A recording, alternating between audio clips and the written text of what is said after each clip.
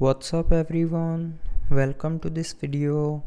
In this video I will show you a face unlock test of Redmi Note 13R.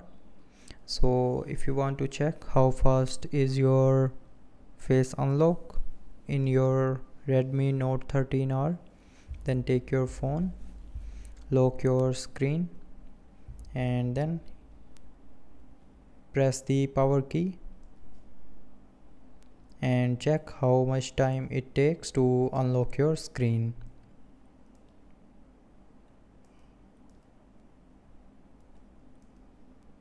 So you can see when I press the power key, it unlocks the screen immediately.